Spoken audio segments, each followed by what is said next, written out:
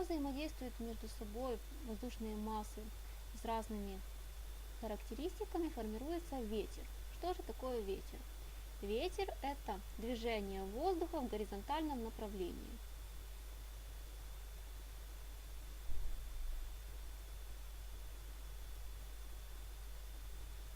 Почему же возникает ветер?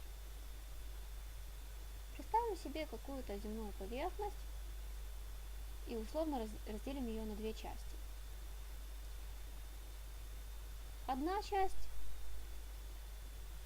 более сильно прогревается солнцем, другая менее нагревается. Это приводит к тому, что над земной поверхностью, которая более нагрета, формируется теплый слой воздуха.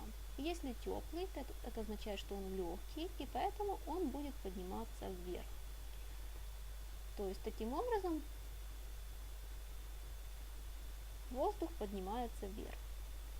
Менее нагретая земная поверхность приводит к формированию более холодного слоя воздуха. Холодный слой воздуха будет опускаться вниз и давить на поверхность. То есть тут формируется область низкого давления, а тут формируется область высокого давления. Высокое давление и холодный воздух более агрессивны, поэтому они будут стремиться занять место, которое освободилось в результате движения теплого воздуха. То есть сформировалось горизонтальное перемещение воздушной массы. Таким образом происходит явление ветра. То есть ветер – это всегда перемещение воздуха в направлении от высокого давления к низкому давлению. Характерными особенностями ветра, его признаками являются направление, скорость и сила ветра. Направление ветра определяют по той точке горизонта, с которой он начинает свое движение. Вот если мы сейчас схематически нарисуем стороны горизонта, север, юг, запад, восток, обойдемся главными направлениями. Если, например, ветер дует с юга на север в этом направлении, то ветер называется южный. Если ветер дует с запада на восток, он называется западный.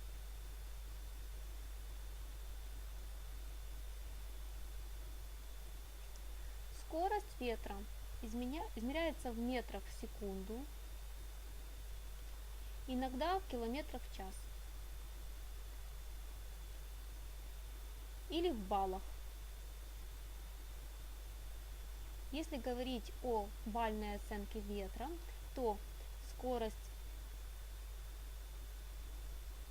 и сила ветра, то есть эти две характеристики, объединены в одну шкалу, которая называется шкала Бофорта.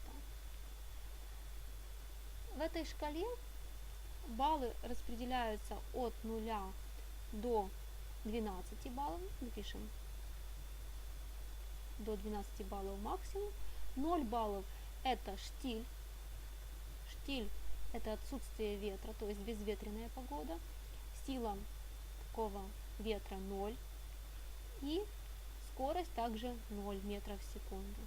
1 балл это тихий ветер, который имеет силу в 1 балл и скорость движения 2-3 метра в секунду. И далее до таких как легкий, слабый, умеренный, шторм, ураган 12 баллов. Ураган 12 баллов это скорость движения больше, чем 29 метров в секунду. Таким образом, сила ветра, его скорость перемещения влияет на распределение в таблице Бофорта, в шкале Бофорта. Для определения характеристик ветра используют прибор, который называется флюгер. Более подробно об этом приборе в уроке про метеорологические наблюдения.